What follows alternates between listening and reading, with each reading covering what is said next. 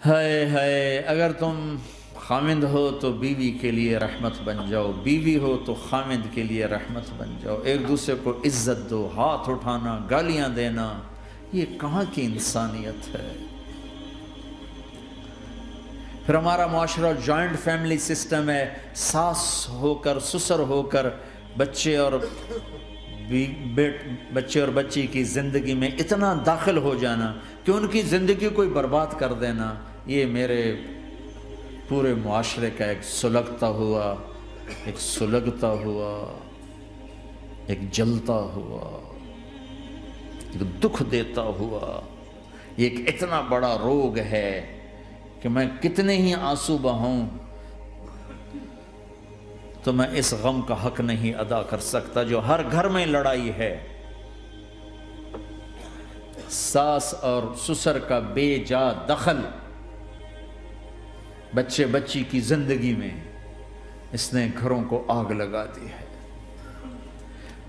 ہمارے پڑوسی ذمہ دار ہیں، ان پڑھ ہیں بڑے ذمہ دار، تعلیم اتنی نہیں ہے، تو ان کے ایک بچے کا میں نکاح پڑھانے گیا تو ان کے والد بیٹھے تھے نکاح سے پہلے، ایسے ہی تو مجھ سے کہنے لگے مولانا صاحب میری بیوی نے مجھ سے کہا کہ دیکھو ہم دونوں عمر گزار چکے ہیں، تو ایسا کرو اپنے بیٹے کا گھر الگ بناؤ اور اس کی بیگم کو وہاں لے کر آؤ، اگر یہاں لے کر آؤ گے تو ہم دونوں کہیں ان کی زندگی خراب نہ کر بیٹھیں اور ان کی زندگی میں دخل دے دے کر کہیں ان کی زندگی کو تنگ نہ کر دیں، میرے بیٹے کا الگ گھر بنا، وہاں اس کی بیگم لوگ کے لیے لے کر آ تاکہ ہم ان کی زندگی میں داخل نہ ہو سکیں۔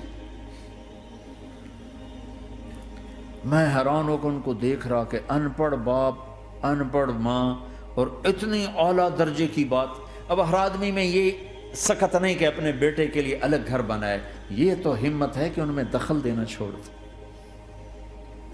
کہ خامند سے زیادہ خامند کے ماں باپ اس کی بیوی پہ حق جتا رہے ہوں، یہ میرے نبی کی معاشرت نہیں ہے۔ میں دکھ سے کہہ رہا ہوں، اب محسوس نہ فرمائیں، کوئی عورت ساس ہے تو محسوس نہ کرے، کوئی سسر بیٹھے محسوس نہ کریں، میں درد بھری فریاد کہہ رہا ہوں، یہ میرے معاشرے کا سلگتا ہوا ایک مسئلہ ہے، ایک گہرا داغ ہے جس نے زندگیوں کو تباہ و برباد کر کے رکھ دیا ہے۔ کہیں اس کو الٹ بھی ہوتا ہے کہ آنے والی لڑکی ایسی بدتمیزی کرتی ہے کہ اس کے خامند کے ماں باپ کو بے عزت کر کے رکھ دیتی، رشتہ داروں سے توڑ کے رکھ دیتی ہے، یہ کیسز بھی ہیں لیکن یہ تھوڑے ہیں، یہ دوسرے والے زیادہ ہیں۔ میں اپنے نبی کی معاشرت بتانا چاہتا ہوں کہ میرے نبی کی زندگی میں محبت کے سوا کچھ نہ تھا، کل کائنات کے نبی ہیں۔ اور حضرت عائشہ سے کہہ رہے عائشہ دوڑ لگائیں، عائشہ دوڑ لگائیں، کوئی یہاں کہہ سکتا ہے، کوئی مولانا کہہ سکتا ہے بیوی سے آؤ بیگم دوڑ، تمہارے کو گھر ہی نکل تھی دوڑنا کتنے، چلو پوڑیاں چڑھ دے رہا کرو، پوڑیاں چڑھو ہیں۔ عائشہ دوڑ لگائیں، کون کہہ رہے ہیں؟ دو جہان کے سردار عائشہ دوڑ لگائیں، تمہاری تو بزرگی فوت ہو جائے۔ تو آپ نے صحابہ سے کہا، ایک سفر سے واپس آ رہا، جاؤ بھائی سب آگے چلے جاؤ، وہ سارے آگے چلے گئے، جب وہ نظروں سے غائب ہو گئے، عائشہ آؤ دوڑ لگائیں، دونوں نے دوڑ لگائی۔ حضرت عائشہ فرماتی میں آگے نکل گئی، کچھ سال گزر گئے تو میں ذرا موٹی ہو گئی، تو ایک سفر سے واپس آ رہے تھے، آپ نے کہا صحابہ سے چلو بھائی آگے، سارے صحابہ آگے چل کے غائب ہو گئے، کوئی نظر نہیں آ رہا، تو پھر آپ نے کہا عائشہ دوڑ لگائیں، میں کہا لگائیں، کہا میں ہم نے لگائی تو میں ذرا موٹی ہو گئی تھی، تو نبی آگے نکل گئے، تو پھر آپ نے فرمایا ہذہ بتلک، عائشہ آج میں نے اپنا بدلہ لے لیا، اس وقت تم جیت گئی تھی، آج میں جیت گیا۔ آپ نے نبی کی زندگی پڑھو اللہ کے واسطے کہ آپ نے گھر کیسے چلائے، کھانے کو کچھ نہیں اور بیویاں خوش ہیں، سلوک تھا نا، کھانے کو کچھ نہیں ہے، 2 مہینے چولہا نہیں جلتا ہے، لیکن بیویوں کو ایسی محبت تھی کہ وہ قربان ہوتی جا رہی، اور یہاں سب کچھ دے کر گھروں میں آگ ہے، اس لیے کہ بول ٹھیک نہیں، نہ خامد کا بول ٹھیک ہے نہ بیوی کا بول ٹھیک ہے، اور عام طور پر زیادتی چونکہ مردوں کی طرف سے ہوتی، کبھی عورتوں کی طرف سے بھی ہوتی، میں تو دونوں کے لیے بات کر رہا ہوں۔ اس زبان کو میٹھا کرنا سیکھ لو، اگر اپنے گھروں کو چین سے سکھ سے بھرنا چاہتے ہو تو چیزوں سے نہیں آئے گا، تمہارے سلوک سے، بیہیویئر سے آئے گا۔ اپنے سلوک اچھے کرو، اپنے رویے اچھے کرو۔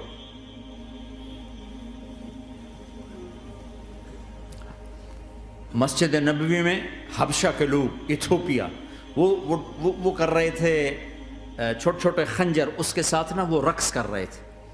تو حضرت عائشہ کے کان میں آواز پڑے کہ یا رسول اللہ میں نے دیکھنا ہے۔ تو کوئی ہمارے ایسا ہوتا کہتا تو لایا نہیں کرتی، فضول کام دیکھتی، تو نبی کی بیوی کو چل بیٹھ قرآن پڑھ، چل مصلی پہ بیٹھ جا، چل تسبیح پڑھ۔ تجھے خیال کیسے آیا، دنیا میں دین مٹ رہا ہے، تمہیں خیال کیسے آیا کہ تو تماشا دیکھتی ہے؟ آپ نے کہا آؤ دیکھتے ہیں۔ خود آپ دروازے میں کھڑے ہو گئے اور عائشہ کو پیچھے کھڑا کر لیا۔ تو عائشہ رضی اللہ فرماتی میں آپ کے پردے میں کھڑی ہو کر میں دیکھتی رہی یہاں تک کہ آپ تھک گئے، ہمارے نبی تھک گئے، اور تھک کے نا کبھی یوں ہو جاتے، یوں ہو جاتے، ایک پاؤں کا سارا، پھر کہنے لگے عائشہ بس نہ کریں۔ میں نے کہا نہیں ابھی میرا دل نہیں بھرا۔ کہا اچھا ٹھیک ہے۔ پھر کبھی یوں ہو رہے ہیں، کبھی یوں ہو رہے ہیں، کبھی یوں ہو رہے ہیں، کبھی یوں ہو رہے ہیں۔ حضرت عائشہ کہتے ہیں جب میں نے کہا بس، پھر آپ واپس آ گئے۔ یہ میرے نبی کی زندگی ہے۔ تم لان تان سے زندگی بنانا چاہتے، ساس سسر بہو پر بیٹے سے بھی زیادہ حق جتانا چاہتے۔ یہ عام معاشرے کی بات بتا رہا ہوں کہ بہت تباہی ہے۔ میں تو مسائل سن میں نے تو اب اس دفعہ یہ ارادہ ہے کہ اب میں فون چھوڑ دوں گا، نہیں رکھوں گا، کہ میرے اندر ہمت ہی نہیں رہی کہ میں گھروں کے مسائل، میرا کلیجہ پھٹنے کو ہو۔ ایسے ظلم ہیں، ایسے ظلم ہیں۔ ہمارا سسرالی معاشرہ بڑا ظالم ہے، بڑا ظالم، 99.99% ظلم ہے۔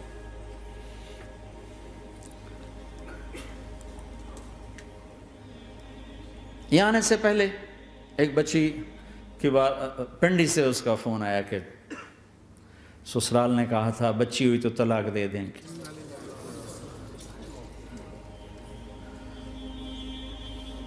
بچی ہو گئی، میں نے ہاتھ جوڑے، پاؤں پکڑے، میرا کیا قصور ہے، اللہ کی تقدیر ہے۔ طلاق دے دی، نکال دیا گھر سے۔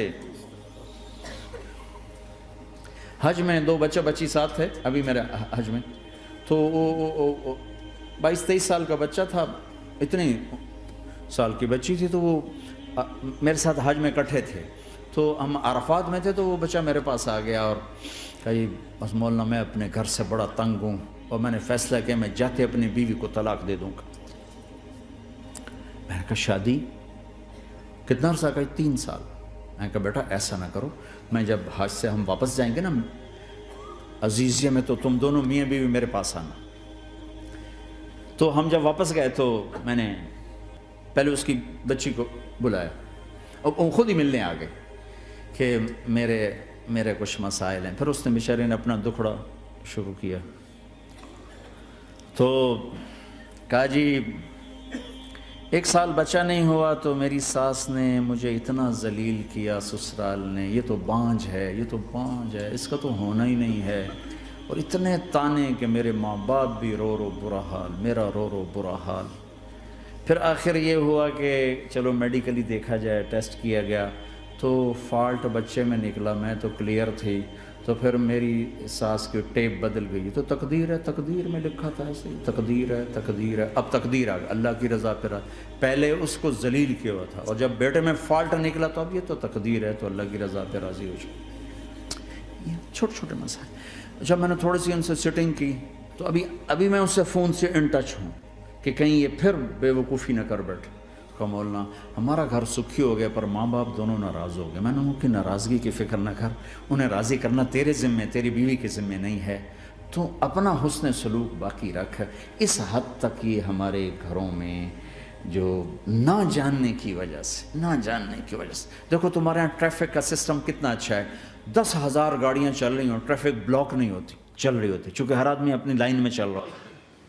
اور ہمارے پاکستان میں 10 گاڑیاں کٹھی ہو کے سر پھنسا کے کھڑی ہو جاتی ہیں، ساری رات کھلوتے رہتے ہیں، راہ نہیں دیتے، کھلوتے ہیں کئی دفعہ او تو ہٹ او تو ہٹ او تو پیچھے ہو 200 گاڑیاں ادھر 200 ادھر. یہ چونکہ میں روز سڑکوں پہ چلتا ہوں، روز یہ تماشا دیکھتا ہوں. اگر تم اپنی لائن میں رہو تو کوئی فساد ہی نہیں. جب تم اپنا بیریئر کراس کرتے ہو پھر فساد شروع ہو جاتا.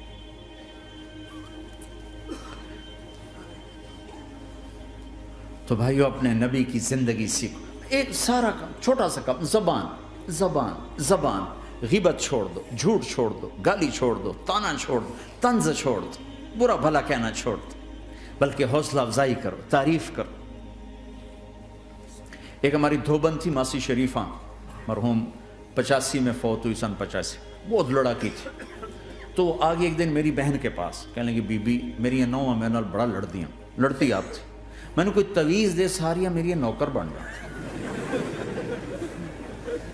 تو وہ میری بہن نے ایسے نا ایک کاغذ پر نا وہ کل لکیریں لکونے لگا کے تو ایسے بالکل رول کر کے کہا کہ ماسی شریفہ جب تیری لڑائی شروع ہو نا تو نے یہ تعویذ یہاں رکھنا ہے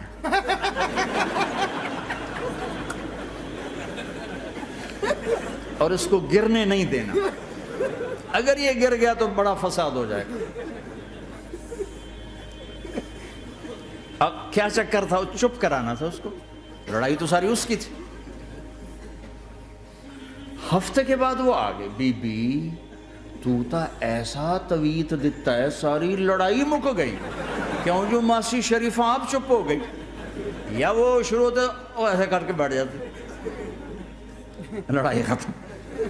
تو میں سب کو یہ تعویذ دے کے جا رہا ہوں، جب تمہاری لڑائی شروع ہو تعویذ یہاں رکھ لینا، بولنا نہیں. دیکھنا چند دنوں میں تمہارے گھروں میں محبت کے پھول کھلیں گے. یہاں بہت زیادہ طلاق بڑھ چکی ہے، تھوڑے دنوں میں طلاق جو ایک دوسرے کی برداشت نہیں ہے. یہ میرے نبی کی زندگی ہے، برداشت کرو.